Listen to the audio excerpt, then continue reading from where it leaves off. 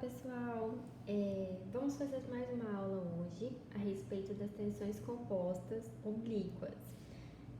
Para quem não assistiu os vídeos da primeira parte, que são tensões simples, sugiro que volte, entenda aquela primeira parte de tensão simples, para que depois você consiga de fato entender o que é uma tensão composta oblíqua.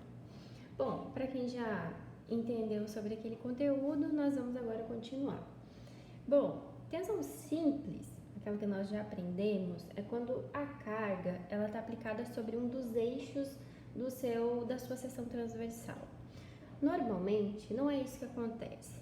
Muitas das vezes, a carga ela está aplicada em um dos quadrantes e não em um dos eixos, como é o nosso caso, né? Nós temos agora uma carga de 600 que, em relação ao eixo inercial, ela está distante 5 centímetros no eixo X e 3 centímetros no eixo Y, o que nos fornece esse ponto de localização dentro do quadrante B, que nós vamos identificar como quadrante B neste caso, ok? E aí o que acontece? Nós vamos ter uma tensão composta oblíqua, onde nós vamos continuar tendo a primeira estrutura com a carga de tração ou compressão. Neste caso, vai ser somente a carga de compressão e nós vamos ter dupla flexão. Vamos ter flexão aqui e flexão nesse outro ponto aqui, ok? Eu já vou explicar como que a gente coloca a dupla flexão. Então, assim, a principal diferença da tensão simples e da tensão composta é que a tensão simples você vai ter apenas uma flexão e na tensão composta você vai ter duas flexões, pelo menos duas, ok? E mais sempre o esforço normal axial. Bom, então vamos lá. Primeira coisa, o primeiro passo ele é muito similar ao anterior, ou seja, você tem essa carga de 600 e você vai centralizá-la, colocar exatamente no seu eixo inercial. Então, tá aqui a carguinha centralizada. Mantém o mesmo valor dela, 600 kN. Depois, você vai ter que fazer com que apareça as duas flexões nessas duas estruturas. E como é que a gente faz isso? Bom, tem um macetezinho que ele é muito fácil, simples de ser entendido e simples de ser aplicado, que é o qual nós vamos utilizar para poder entender qual o giro de cada flexão. Os giros, já é a primeira dica, os giros nunca serão iguais, eles sempre são giros diferentes. Um gira ao redor do eixo Y e outro gira ao redor do eixo X. Então, sempre vai ser essa a primeira dica. Vamos lá, vamos entender qual que gira ao redor do X e qual que gira ao redor de Y e como que eu vou ilustrar isso neste caso. Primeira coisa, o que a gente vai fazer? Você vai vir aqui na sua primeira estrutura e você vai traçar uma retinha paralela, ó. Paralela, ó, tá vendo? Desloca a sua flecha para sobre o eixo. Desloca a sua flecha para sobre o eixo, ok? Aí você vem com esses dois pontinhos e distribui um em cada estrutura. Por exemplo, aqui eu vou trazer primeiro o do X e agora para esse segundo eu vou posicionar o do Y. Beleza? Por que isso é importante? Porque onde você tem essa bolinha, você sabe que a carga tá chegando, E aí, se você sabe, por exemplo, presta atenção, se a carga está chegando no B e no C, significa que ela tem que sair do outro lado. Então, para este caso, o meu giro é esse daqui. Vamos fazer no outro para entender bem. Se minha carga, neste caso, está chegando no A e no B, ela tem que sair do D e C. Então, ela sai da parte frontal e ela chega lá na parte traseira da sua estrutura. Ó, sai da frente e chega lá atrás. Consegue facilmente entender que, neste caso, o meu giro está ao redor do eixo Y. E, neste caso, o meu giro está ao redor do eixo X, ok? E isso vai facilitar muito agora na hora em que nós formos desenvolver todo o restante do cálculo, para encontrar as nossas tensões. Antes disso, de fazer os cálculos, vamos fazer esse cálculo aqui da primeira estrutura, que é um cálculo bem mais simples, né?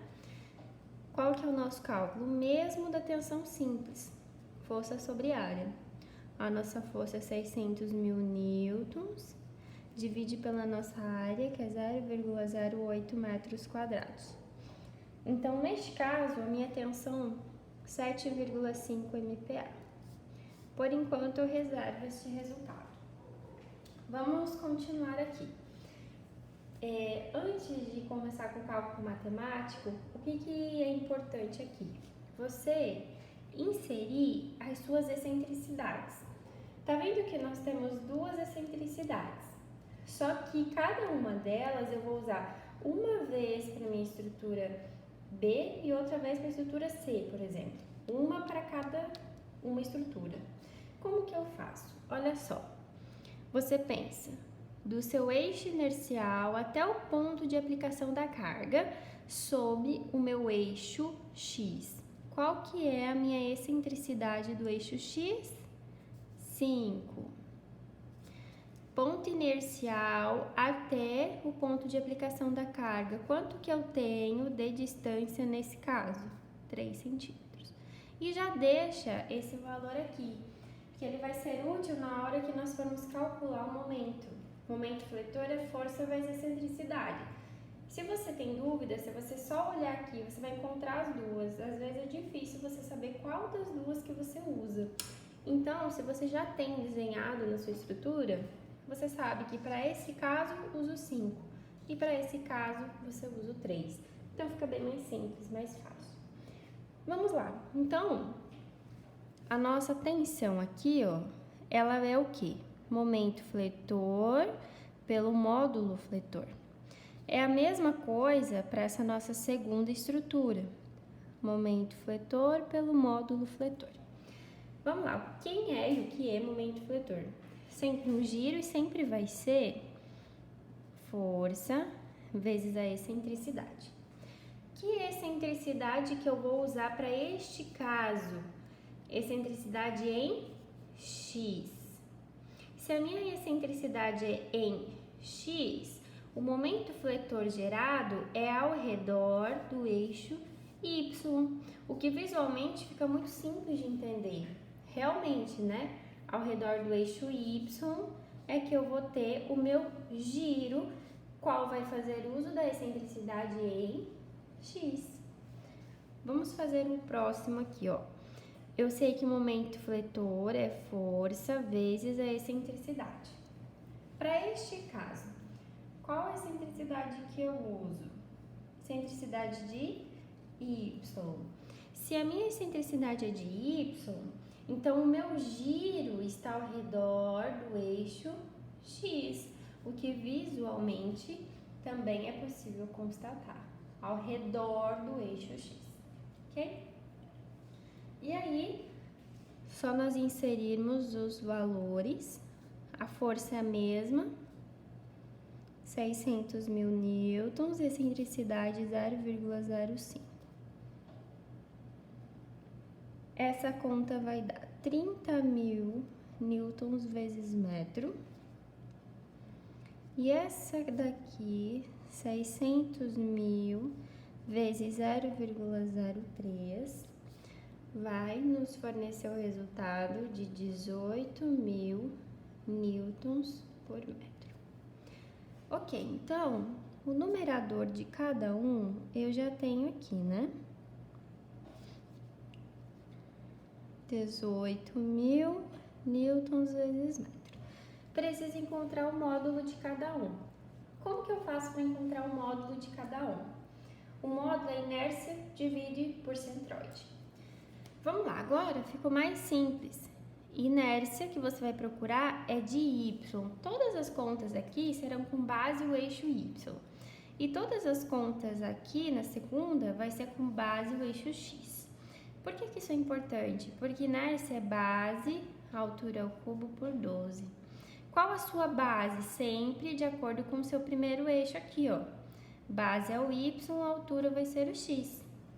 E nesse outro caso aqui, ó, como é que fica? A base de acordo com o primeiro eixo. Base x, altura y. Então, vamos lá, vamos discriminar os valores aqui, ó. Minha base é o y, 40, 0,4. Minha altura é o x, 0,2. Aqui eu vou simplesmente inverter. Minha base vai ser o x e minha altura vai ser o y.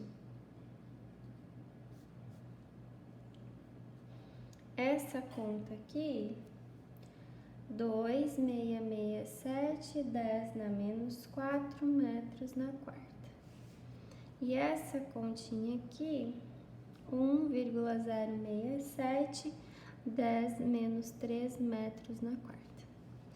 Centroide de y vai ser sua altura sobre 2. Qual a altura que você acabou de usar? A altura de x.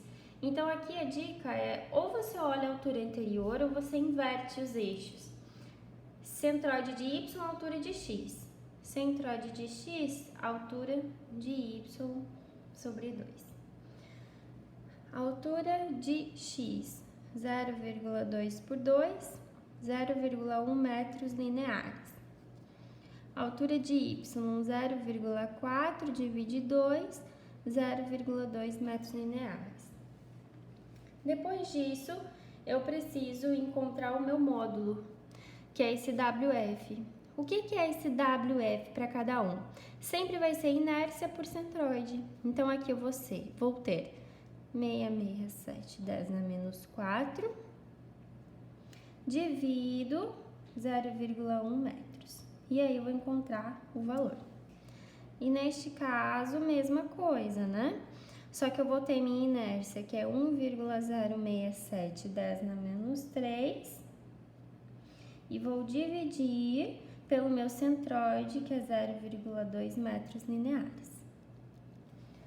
Bom, essa primeira divisão, é só você voltar, né? 667, 10 menos 3 metros cúbicos. E essa segunda, 5,333, 10 na menos 3 metros cúbicos. E aí, eu só trago aqui para o meu denominador esses resultados. 2,667 vezes 10 na menos 3 metros cúbicos. Vou encontrar minha tensão. E neste caso, eu divido por 5,333, 10 na menos 3 metros cúbicos. Eu já fiz a análise sobre as unidades, né? Então, você já tem isso, por isso que eu tô só levando as unidades, tá? Não tô falando muito sobre elas. Aqui eu tenho 11,24 MPa. E neste caso, essa divisão, ela vai dar próximo de 3,37 MPa. Certo? Então, essa sempre vai ser a primeira parte, tá? Você dividir, neste caso nós vamos dividir em 3 estruturas. Uma sempre vai ser somente a tensão normal, as demais vão ser as tensões, a dupla flexão, ok? E essa é a maneira de nós encontrarmos o valor final de cada tensão, ok?